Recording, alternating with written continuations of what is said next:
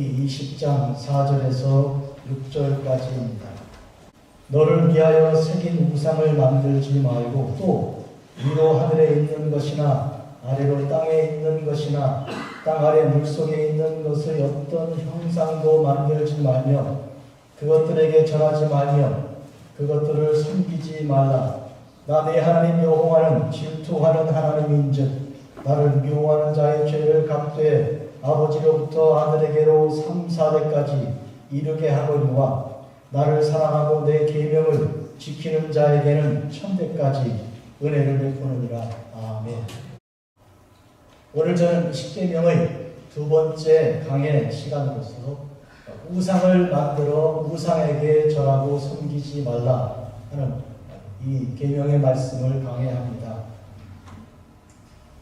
하나님께서 주시는 계명은 그 자체로 좋은 것입니다. 선한 것입니다. 왜 그런가 하면 천지를 지으실 때 명령하시고 이 세상을 지어내셨고요. 또 우리를 애굽에서 이스라엘을 구출해내실 때도 명령하셨습니다. 죽은 자를 살리실 때도 나사로 무덤에 있는 그에게 나오라고 명령하셔서 그를 살려내셨습니다. 모든 좋은 것은 다 하나님께서 명령하십니다. 우리가 할 수 없는 것이기 때문에 명령하는 것이고요. 또 그렇게 반드시 해야만 사는 것이기 때문에 복받는 일이기 때문에 명령하시는 것입니다. 두 번째로 명령은 언제나 하나님의 약속과 같이 따라옵니다. 명령하시고는 약속을 주십니다. 혹시 명령하고 약속 전혀 없이 이렇게 하는 사람들은 폭력을 행사하는 것입니다. 한마디로 예를 들면 도적질하지 마라, 남의 것 훔치지 말라 이런 명령을 주셨을 때는 하나님께서 내가 너에게 도적질하지 않고도 먹을 수 있도록 먹을 것과 입을 것 주겠다는 약속까지 들어있는 것이죠. 만약에 그런 약속이 없이 도적질하지 말라 그러면 아니 아이들 배고파서 굶주려 죽고 우리 어머니가 지금 며칠째 식사 못하고 계신데 내가 나가서 어떻게 해서라도 그 입에 뭘 넣어드려야 되겠다고 나 잘못해서 감옥 가도 좋으니까 자식을 살려야 되겠다고 이렇게 말하지 않겠습니까? 그런데 하나님께서 주시겠다는 약속과 실제로 주시는 그런 은혜까지 덧붙여진 것이 명령이죠. 근데 명령해놓고 책임지지 않는 그런 명령은 우리를 굉장히 고통스럽게 하는 것입니다. 독재자들이 그렇게 하죠. 군대 있을 때 100원짜리 하나를 주면서요.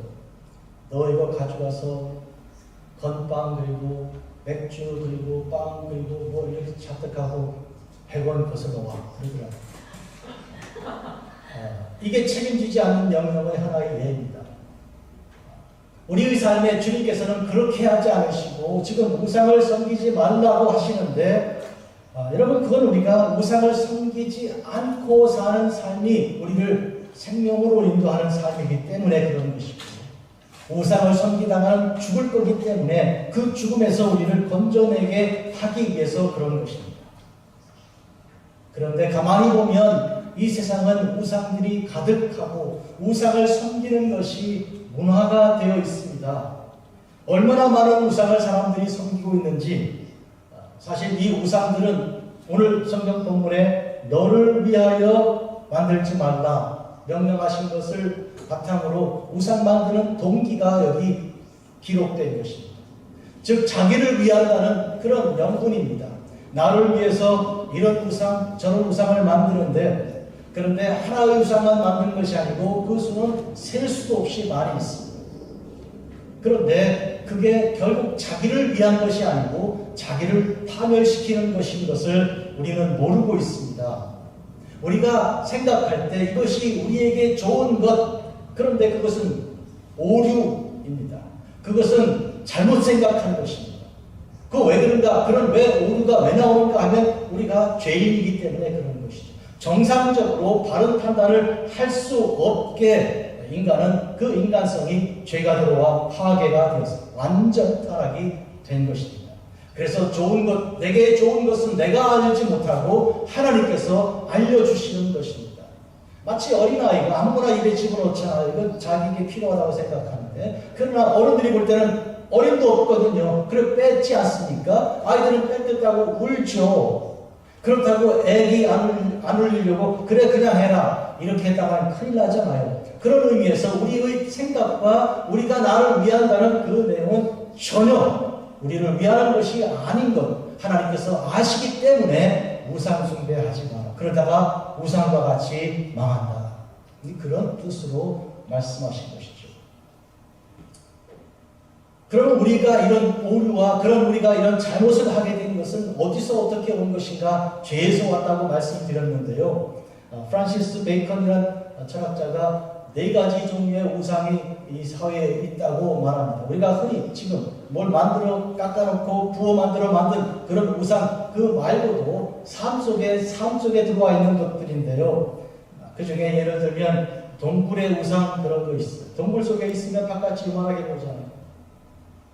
그러니까 자기가 볼 때 온 세상은 조만하게만 보이고 그 보는 게 전부 다라고 생각하죠. 그런 편견, 그런 오류, 오해 이런 거죠. 마치 우물 속에 개구리란 말이 한국 속담이 있습니다. 우물에서 보면 개구리가 우물 안에서 보면 하늘이 요만하죠. 하늘 조그만하구나 생각하게 되는데 그 안에 있으니까 그런 것이죠. 이것이 편견의 우상이고요. 또 하나가 있는데 극장 우상이라고 있습니다. 여러분이 극장에 앉아 계시면 무대 위에 올라가 있는 배우들, 아니면 화면에 나오는 그런 사람들이 우상처럼 느껴지는, 우상이란 뭐예요? 영웅처럼 느껴지고 그 주인공이 하는 것은 다 옳게 생각되는 것이죠.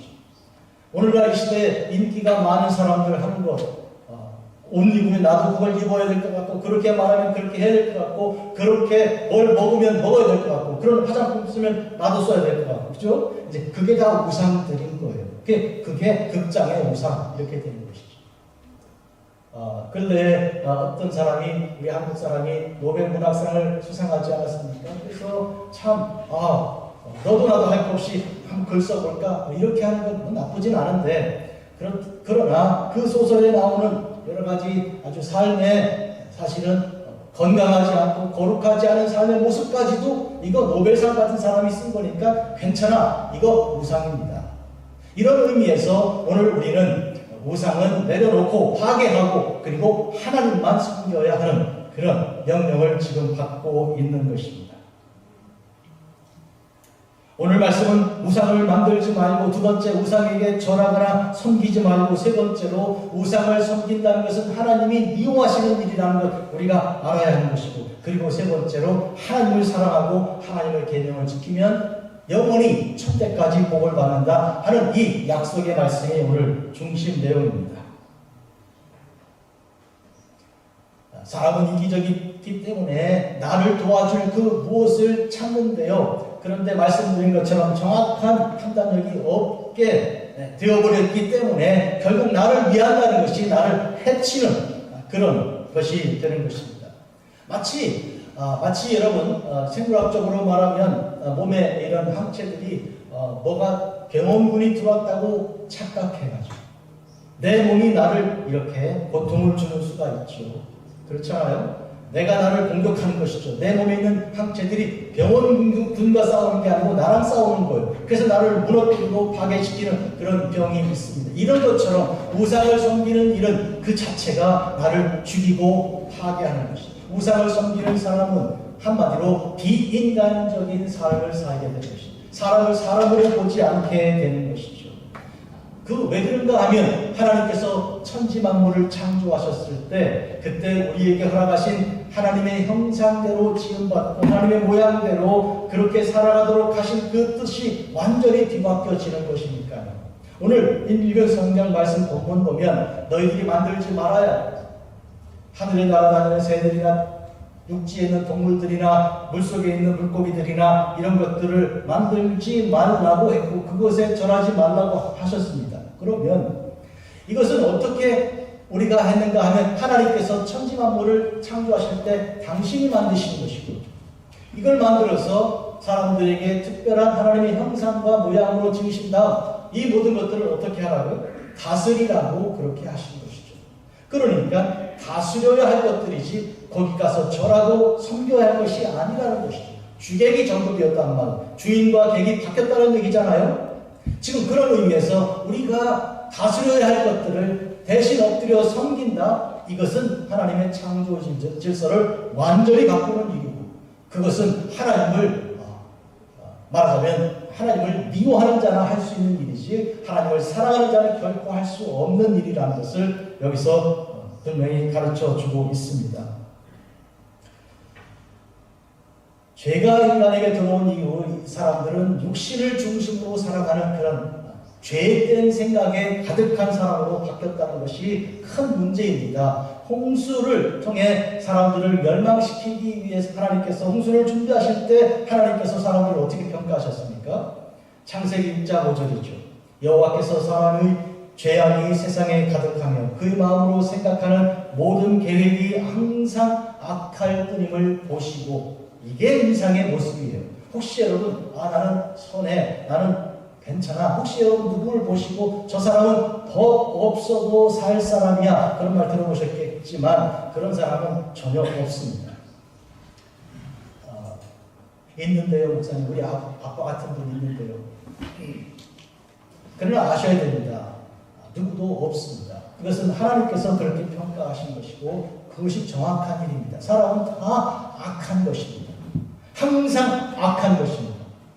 자, 로마서 8장 7절 사도 바울의 글입니다. 육신의 생각은 하나님과 원수가 되나니 이는 하나님의 법에 굴복하지 아니할 뿐 아니라 할 수도 없습니다. 육신의 생각, 사람이 육신의 생각을 떠날 수 있습니까? 추울 때 춥다 하고요, 배고플 때 배고프다 하고요, 그리고 남이 나한테 칭찬해주면 우쭐해지고요, 그리고 남이 나에서 비판하면 마음이 이렇게 슬퍼지는 이 육신을 가진 인생들이 결코 하나님 앞에 하나님의 뜻을 받을 수 없고 하나님의 뜻을 실천할 수도 없는 존재들이라는 것이죠. 육신의 생각은 항상 하나님과 원수되는, 결국 해낸다는 것이 우상 만들고 엎드려 절하는 그런 것이죠. 우상이라는 것은 우선은 이 이사야서에 기록된 것은 뭔가 하니까 나무를 끊어다가 일부를 불 떼어서 집을 데워 방을 뜨뜻하게 하고, 또 불 떼서 밥을 해먹고 나머지를 가지고 깎아 만들어서 엎드려 절하고 내게 복을 달라고 그러는데, 그게 도대체 무슨 살아있지도 않은데 내게 복을 줄 것인가? 그 우상들을 섬기는 그 사람들의 마음은 그 자체가 이미 스스로 인간이기를 포기한, 하나님의 형상을 받은 그 아름다움을 다 내어버린 그런 가운데서만 가능해지는 것입니다. 그런데 문제는 이런 현상이 온 세상에 가득하다는 것이죠.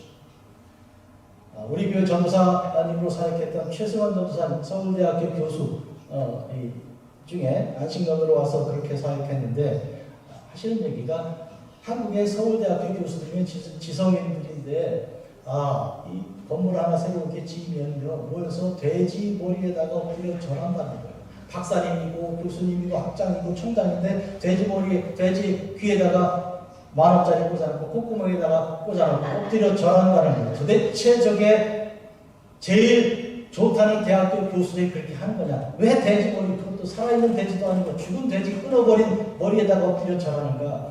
이것은 그런 의미에서 인간이 하는 일이 결국 그것밖에 없다는 것을 우리가 알 수 있는 것입니다. 육신에 있는 자들은 하나님을 기쁘시게 할 수 없느니라. 로마서 8장 8절입니다. 우리가 육신에 있다면 하나님을 기쁘게 절대로 할 수 없습니다. 그런 의미에서 우리는 영에 속한 자로서 하나님의 영에 붙들림 받은 자로 살아가야 하는 것입니다. 그래서 우리는 하나님만 섬겨야지 우상은 안 되는 것입니다. 모든 우상들은 왜 만듭니까? 왜 이런 우상 만들고 저런 우상 만듭니까? 부자가 되려고, 돈 벌려고, 물질 때문에 그런 것입니다. 그래서 부자가 되게 해준다 그러면 다 만들어 놓고 엎드려 절하고 그러는 것인데요. 그러나 하나님께서 말씀하시기를 그런 것은 다 죽은 것이므로 부자가 되게 해줄 수도 없을 뿐만 아니라 그러다가는 망하는 것입니다. 예수님께서 한 사람이 두 주인을 섬길 수 없다고 말씀하시고요. 하나님을 섬기면 하나님만, 아니면 물질, 즉 돈을 섬기면 돈만 하는 것이지 둘 다 섬길 수 없다. 마태복음 6장 24절이에요. 한 사람이 두 주를 섬기지 못할 것이 혹 이를 미워하고 저를 사랑하거나 혹 이를 중히 여기고 저를 경히 여기니라. 너희가 하나님과 재물을 겸하여 섬길 수 없다. 어떤 부자 청년이 예수님께 왔을 때 명생을 물었던 그에게 예수님께서 그 부자 청년의 아주 핵심에 들어있는 우상을 먼저 지적하신 것이죠. 너 가진 재산을 팔아서 가난한 사람들에게 다 나누어 주고 그리고 나를 따르라. 그 우상 버리고 오라 그런 얘기죠. 그런데 그 젊은이가 실망하고 절망해서 돌아서고 고개를 떨고 갔습니다. 예수님 만난 사람은 다 불행한 사람이 행복해지고 아픈 사람이 병났고 배고픈 사람이 배부르고 죄인들이 죄 용서받고 이 세상에서 절망한 사람이 천국 소망을 가진 이렇게 변화되는 사람인데 그 사람이 한 사람이 이상하게 된 것이죠. 왜요? 우상을 못 버려서 그런 것이죠. 그런 의미에서 오늘 우리는 우리 주님께서 명령하신 그대로 하나님만 섬기는 일이 절대로 필요한데 어떤 분들은 아니 목사님 전 돈도 좋고 하나님도 좋은 둘 다 똑같이 좋은데 어떻게 하면 좋습니까? 제가 둘 다 잘 섬기면 안 되겠습니까? 그렇게 말하는데 이것은 안 되는 것입니다. 참 사랑은 하나밖에 없기 때문이죠. 지난주 여호와 하나님은 한 분이시다 선포할 때 왜 하나님은 한 분이실 수밖에 없는가? 그것은 사랑은 하나니까 그런 것이죠. 여러분이 나는 남편도 사랑하고 이웃집 남자도 사랑해 그게 됩니까? 안 되잖아요. 한 사람만 위해서 내 생명을 내려놓아야 되는 것이지 그게 마음이 갈라지고 나면 그 사랑은 가짜 거짓입니다. 하나님을 사랑하면 하나님만 사랑해야 되지 우상을 같이 사랑할 수 없다는 거예요. 하나님께서 그것 좀 봐주시면 안 될까요? 안 된다고 오늘 성경에 써 있어요. 왜 안 돼요? 하나님은 어떤 하나님이시니까? 질투라 이름하는 하나님이시라고. 하나님은 절대 하나님의 사랑하는 자녀들이 하나님 말고 다른 뭘 사랑하는 꼴을 보지 않으십니다. 그런 꼴을 못 보신다 그런 얘기예요. 아브라함 얘기하죠. 아브라함이 100세가 돼서 아들을 낳았으니 얼마나 좋습니까? 아주 이 눈에 넣어도 아프지가 않은 거예요. 그 자도 이쁘고 일어나도 이쁘고 밥 먹는 것도 이쁘고 걷는 것도 이쁘고 다 이쁘잖아요. 전부 다. 여러분 손자들 보면 그렇잖아요. 그런데 오죽하겠습니까? 100세가 돼서 나왔으니 그때 하나님께서 그를 시험하셨습니다.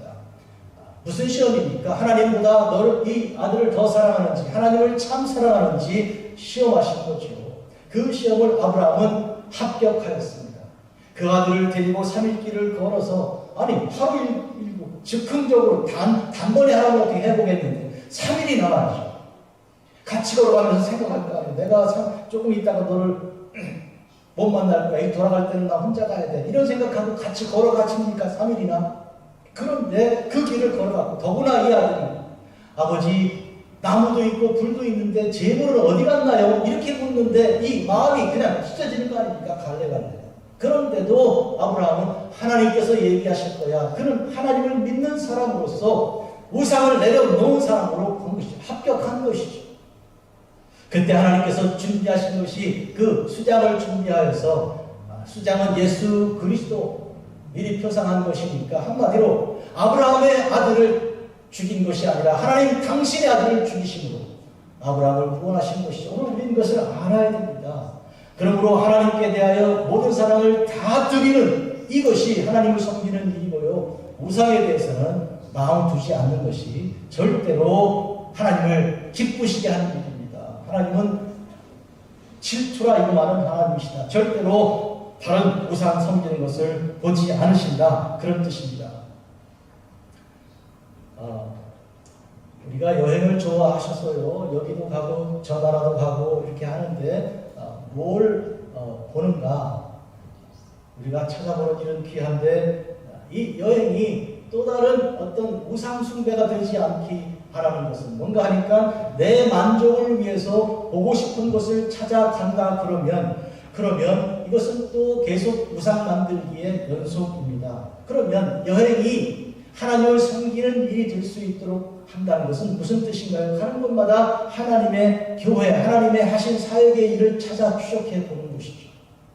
얼마 전에 어떤 친구가 갑바도기아를 갔다고 그래서 저는 아이고 거기를 한번 가야 되는데 거기 이 돌을 파가지고 그 동굴 안에 살면서 핍박을 피해 그리스도인들이 예수 믿고 그렇게 하던 그런 데를 온다니까 얼마나 좋은지. 이렇게 믿는 그 하나님을 믿는 신앙인들과 그들의 그 교회와 그 믿음의 흔적들을 찾아가는 그런 발걸음, 그것은 믿는 자의 그런 모습이기도 한 것입니다. 이제부터 저는 야곱 이야기를 간단히 여러분에게 전합니다. 야곱이 형에게 죽임을 당하지 않으려고 도망치잖아요. 그 왜 형한테 그런 미움을 샀습니까? 형을 속였기 때문이죠. 형이 나간 틈을 타서 형의 옷을 입고요. 그리고 이제 어머니가 해주는 대로 형은 털이 많은 사람이니까 양털 이런 게 목에 두르고 팔에 둘러가지고 아버지한테 가가지고 목소리도 바꿔가지고 제가 애섭니다 아버지 이렇게 거짓말로 또 아버지도 속이고 있는 거예요. 이 눈이 멀어서 잘 못 보는 아버지가 가만 목소리 네가 바꾸려고 그래도 너는 야곱 목소리인데 아닙니다. 저는 애손입니다. 이러면서 가서 만져보세요. 진짜 너 만져보니까 애손데 내가 이게 나이가 보니까 눈만 보는 게 아니고 귀도 지금 잘못됐는가 이러면서 축복하잖아요. 그 축복받고 돌아 나오자마자 예수가 와서 음식을 만들어 가지고 사장한 고기 아버지한테 가져가니까 아니 앞에 왔던 애서는 누구고 너는 누구냐 이러니까 이게 어떻게 되는 울면서 뭐라 그래요? 아버지 돌아가시는 날 너도 죽는다. 그 말을 들으니까 리브가는 아니 남편 죽는 날 아들도 죽을 거니까 장사를 2번 치를 거니까 있어서는 안 되잖아요. 그러니까 얼른 도망가라고 둘째 아들을 도망을 시킨 건데 이 아들이 가는 길에 잠을 자야 되는데 들판입니다. 밤에 이스라엘 그 지역은 밤에 여기처럼 날씨가 비슷해요. 밤에 굉장히 춥죠. 추운 데서 짐승도 나타날 수 있고 강도도 나타날 수 있는 또 여자같이 어머니 품에서만 있었던 사람이 밖에 나온 적도 없잖아요. 그 두려움이 큰데 하나님께서 하늘문을 여시고 사닥다리를 내놓아 천사들을 오르락내리락하게 하시며 말씀 주신 게 뭡니까? 내가 너를 지키고 너를 돌보 왔어. 안전하게 해서 아버지 아브라함, 할아버지 아브라함, 아버지 이삭에게 준 축복을 너에게 다 이루어줄 것이다. 너를 지켜준다. 약속을 하지 않으셨습니까? 그때 하나님 정말로 그렇게 하여 제가 오가는 길에 먹을 것 입을 것 다 주시고 안전하게 아버지 집으로 오게 해주신다 그러면 이 자리가 하나님의 전이 될 겁니다 하고 돌을 일으켜 세워서 돌베개에다가 기름 붓고 그렇게 하나님께 예배 드렸죠. 아마 당시 기름이 비싸니까 어머니가 너 빨리 갈 때 이거 급하게 쓸 때는 이거 써라 하고 아마 요새 말로 치면 노잣돌을 이렇게 쥐어준 건데 그걸 다 갖다 부어서 하나님께 온전히 예물로 드린 것이며 이후에 제가 11조를 바치겠습니다. 서원까지 하죠. 그렇게 하고 바다나람에 들어갔고 라반의 집에서 자매 중에 이 둘째를 좋아했다가 결혼했고 그리고 해서 아이를 낳았고 좋은데 이제는 집에 가야 되잖아요. 하나님께서 가라 그러시니까 이제 움직이는데 그런데 형이 무서운 그 일을 만나면 큰일 나는 그 일을 놓고 기도하다가 천사와 씨름하고 천사가 그를 축복하여 이스라엘이라는 새 이름을 얻고 드디어 형을 만나서 형과 화해하고 그리고 계속 가던 길이었습니다. 세겜이라는 곳에 이르렀는데 딸 디나가 있습니다. 그 마을 세겜이라는 그런 마을의 추장의 아들이 이름이 세겜인데 똑같은 이름인데 그가 디나를 강간을 하였습니다. 그리고 그 여자아이를 자기 아내로 달라고 아버지한테 요청해서 아버지 저 야곱한테 저쪽 어르신한테 부탁해서 이 아이를 저한테 아내로 달라고 해주시고 그랬더니 그 추장이 그 말을 듣고 동네 사람들을 모아놓고 우리가 이 저쪽 야곱 사람들하고 이렇게 딸과 아들들을 서로 주는 통혼을 해봅시다. 이러면서 그러면 그들의 재산이 다 우리 걸 될 거고 우리도 사람이 많이 늘어날 거 아닙니까? 그렇게 하기로 하고 제안을 하니까 야곱이 우리는 자식들이 돌아올 때까지는 내가 대답할 수 없다. 유목민들이니까 나가서 양을 먹이고 그러고 저녁에 돌아오는 그때 얘기를 했습니다. 자식들이 분노했죠. 자기 누이가 강간당했으니까. 그리고 지금 이런 일을 여기서 당하니까 그래서 그들이 거짓으로 약속을 하기를 여러분들이 할 일을 하기만 하면 그러면 우리가 그렇게 하겠다. 그들이 상의해 보니까 할례 뭐 그 아무것도 아닌데 하고 우리 그렇게 하자. 동의가 돼서 할례 다 받았잖아요. 근데 이게 얼마나 아픈지 꼼짝달싹할 수 없는 그 시간에 형제들 중에 둘이 레위와 시므온이 들어가서 남자들을 다 죽여버린 것이죠. 그냥 칼 맞고 있는 거야. 너무 아프니까 꼼짝 못하고. 그렇게 하고 이것저것 불지르고 뺏어가지고 왔을 때 야곱이 말했습니다. 너희들이 나를 곤경에 빠뜨렸다. 봐라, 이 세겜 부족은 다른 부족들과 연합이 되어 있다고. 하나가 이렇게 당하면 이 연합된 연합군들이 가만두지 않고 우리는 가봐 포위된 거야. 오늘 밤에 우리 거기서 몰살당할 수도 있다니까. 너희들이 나를 왜 이렇게 고통을 주냐.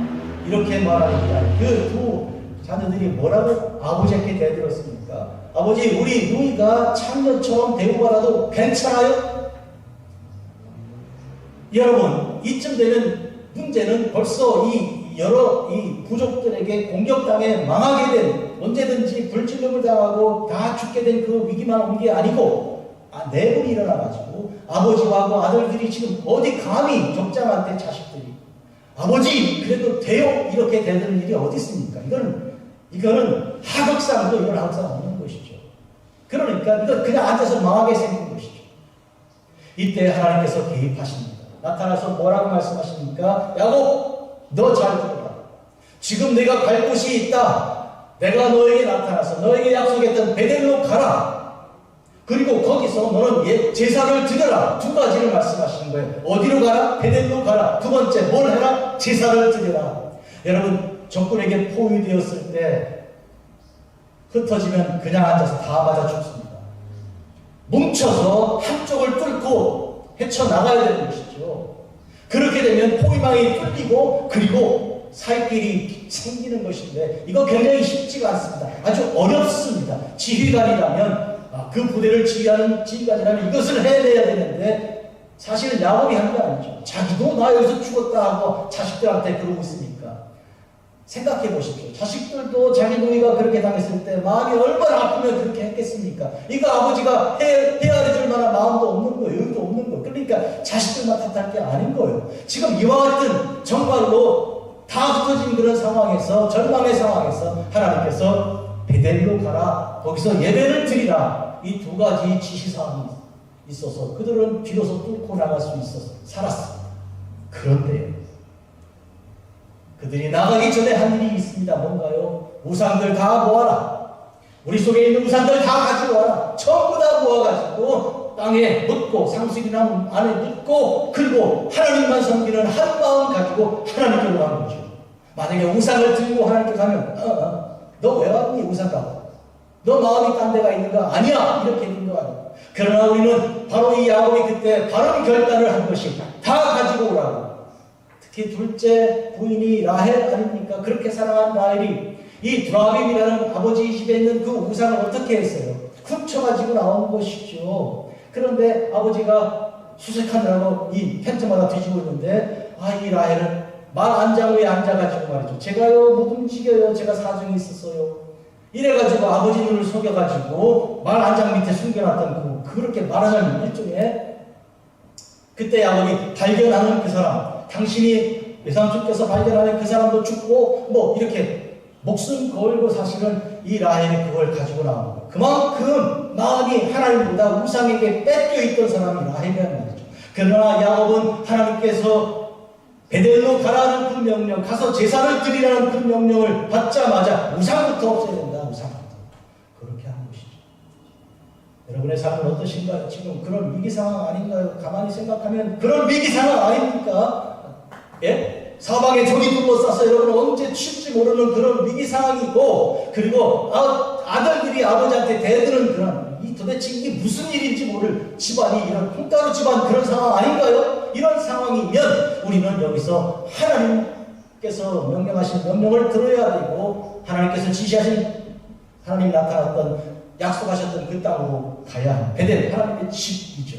가야 됩니다. 두 번째로 예배 드리러 가는 땅도 뭐 하러 가는 게 아니고 그러기 위해서 조건은 우상을 파괴하고 땅에 묻어버리고 버리고 가야 되는 한 마음으로 전심으로 가야지.